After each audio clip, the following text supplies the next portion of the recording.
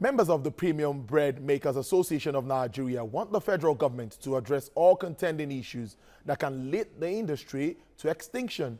Well, according to them, the 106% increase in price of baking ingredients between the year 2015 and 2018 is gradually killing the bakery business. We warn that this story and visuals contains flash photography. Bread makers operating in the country have continued to contribute significantly to job creation, food security, and economic growth. Research shows that Nigeria's bread industry worth more than 122 billion naira with a compound annual growth rate of 3%. But bread makers say the increase in prices of flour, sugar, and other baking ingredients, coupled with unbearable cost of energy and other forms of taxes, have made making the bakery business environment an unfriendly one. The challenges we face as a result of incessant increases in prices of baking ingredients has rendered most bakeries comatose from operating at a loss. Capital injection through loans and equity investments have been pumped into a lot of these businesses, and repayments are no longer possible. Between 2015 and now, the price of flour, which is our major ingredient, has increased from 6,500 naira per 50 kilo bag to 11,500 naira per bag as at today. They now want governments to look critically at the 15% levy on wheat grain, which was introduced to help the growth of wheat cultivation in Nigeria. They added, in spite of the high cost of baking ingredients, bakers have only been able to increase the price of bread by 11%. Our bakeries suffer seriously due to epileptic power supply, and high cost of alternative energy have made it a no-go area for us. Almost all our baking machines are powered by diesel generators, and the cost of diesel has hit the rooftop and is almost out of our reach. The masses are crying seriously that we that are distributing this bread should find a way to discuss with the federal government or governments in place that they should do something about these increases. We believe that bread is a staple bread, food for the common people out there. But now the reverse has been the case. The bread makers say they may be forced to embark on a price increase which will further make bread unaffordable to the common man. Well, to put this into perspective, I have in the studio the president of the Premium Bakers, that's Bread Makers Association of Nigeria, Tosun Jemide, and also the general secretary of the same association, Kene Mbuba. Did I get that right? Oh, Thank sure. you very much for joining us. Good, thank you. President, let me start with the president now. Let's talk about premium bread makers. We all know bread making, we know normal bakeries and all of that. In short form, just tell us, premium bread makers, tell us. Who we are? Yes, especially as in, because I think there's this difference. Well, essentially, we're a collection of bakery owners who take special interest in making sure that we have the right kind of bread, healthy, affordable, good quality, and we like to work with the regulators. So we're not the under-the-table kind of bakeries. We come out into the open, and we like to sell good products. Okay, great. That is now, yes. Talking about that, living in Lagos and Nigeria generally, we know that a lot of classes, just like President said, we have the, I don't want to mention names here now. We have the local breads and all of that. Now,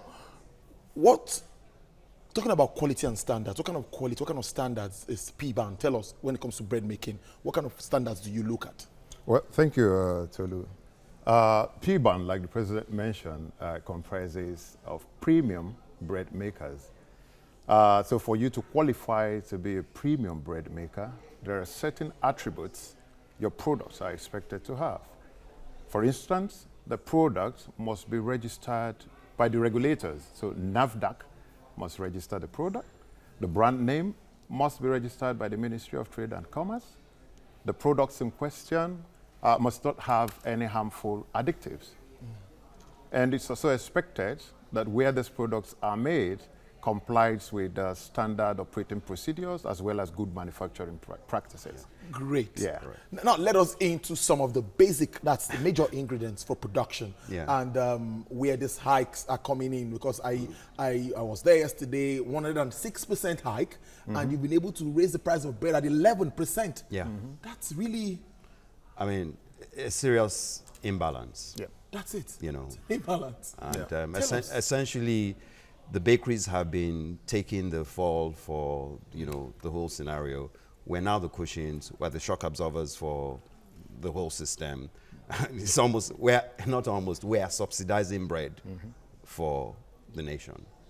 This is really, this is serious, because we take bread almost every day. My kids take bread. Even I had bread yesterday, though I didn't have this morning. So I know it's supposed to be a staple food that should be, we could get at any time. Now, what do we do? At the time, government tried to say we shouldn't use potassium bromate, you know, by bakers, production of bread.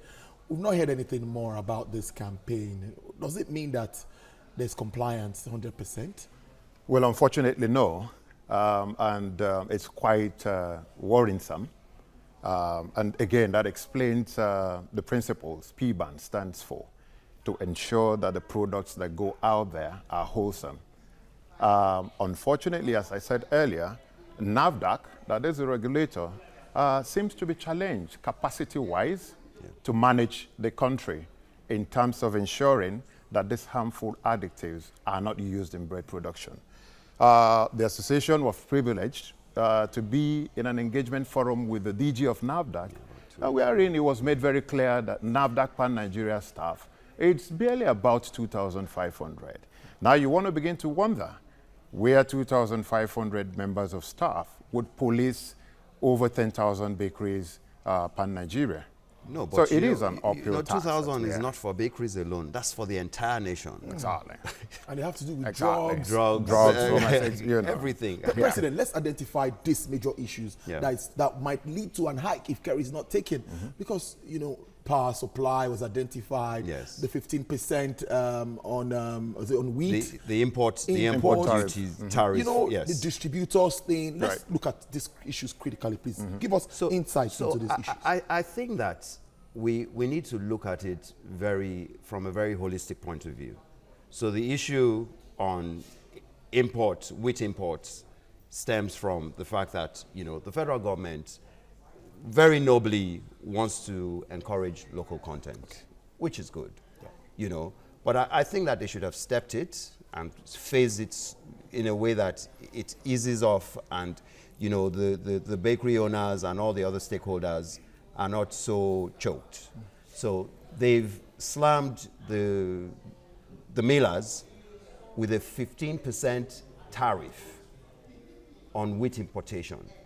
So they pay a 5% duty, then there's an additional 15% tariff, so they have to pay 20% to import wheat. Now, the whole idea behind this was to develop the wheat industry in Nigeria, start growing wheat and encourage cassava, you know, usage in. But over the years, that has not really been successful, and maybe it has, but, you know, we haven't seen it. So at the end of the day, the millers who are the first point of call are saying, look, we're not going to take this. We'll push the cost. We end up paying a lot more for flour. Because we are closer to the consumers, we understand the sensitivity, the price sensitivity of bread as a product. And we know that there's a threshold where bread now becomes a luxury. And it's getting to that. But we've not really been able to, and, you know, our own sense of morality, because we are concerned about, you know, will bread be affordable if we take it up to the price that we should, justifiably? So we're saying, no, something needs to be done. You know, the price of flour has gone up. Diesel cost has spiraled. Yeast, preservative, even the nylon bag production for the bread, everything has gone up. So what we're seeing is 106% hike in the cost of our raw materials, vis-a-vis an 11% increase in the cost of our product. So there's a huge deficit. And it's killing all the businesses in the industry. We've been trying to manage, and because we, the premium bread makers, are concerned about quality of our products, we're not willing to begin to compromise and cut corners. So why should I go and use substandard products instead of shouting out to say, look, something is happening here. We need to address it. Yes, with all of these challenges, how your members have they managed to remain in business? Well, it's been a very tall order, I must tell you. Most bakeries are going extinct. We've had several incidences of bakeries shutting down. And for me, it's quite worrisome because the bakery industry, talking about the bread sector, contributes over $620 million to Nigeria's GDP.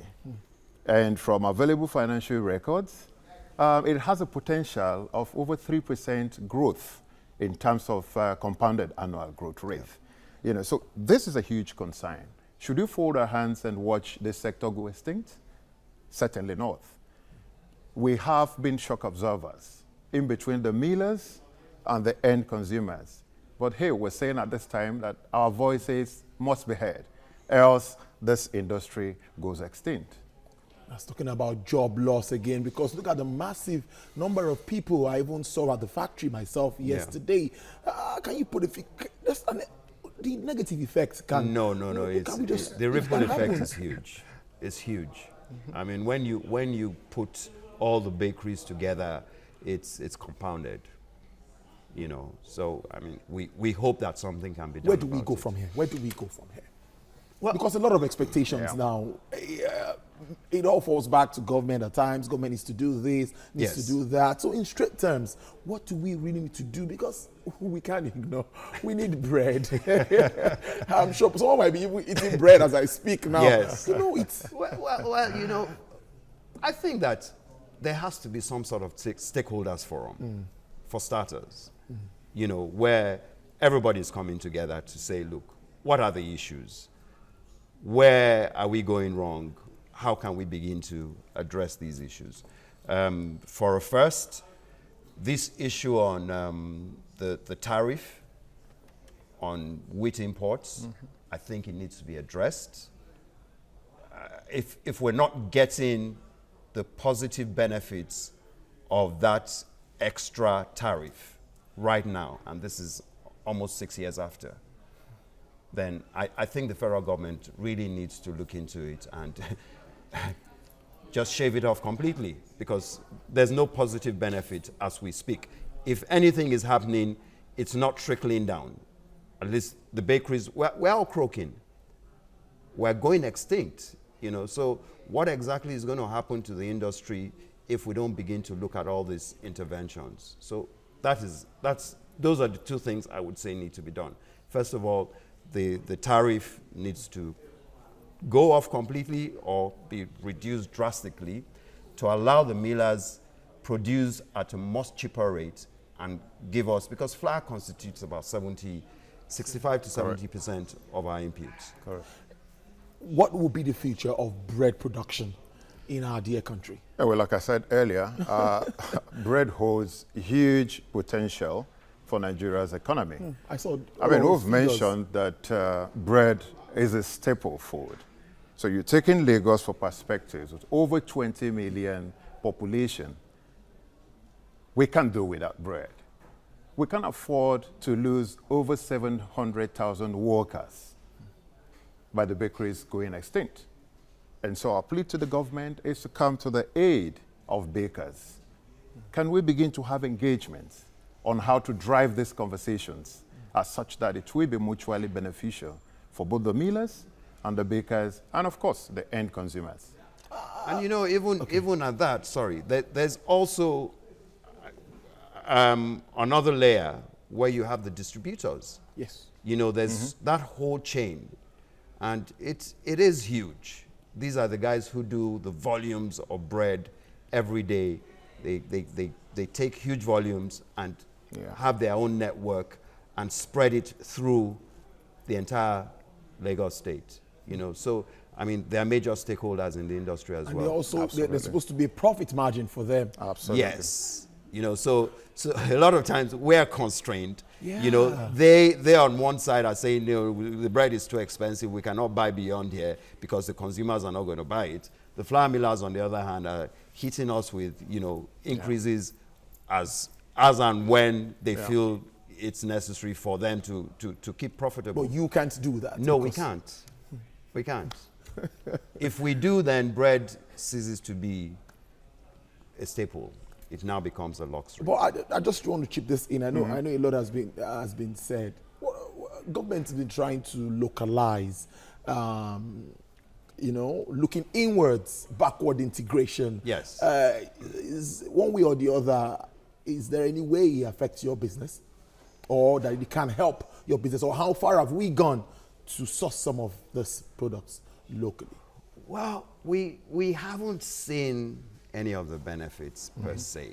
I'll be honest with you. Most of the raw materials we use are still imports. Over 80%. And yeah, even if they're not imported, the components for producing them are still imported. Yeah. So we rely heavily on imports. So still on imports. Yes. Yeah.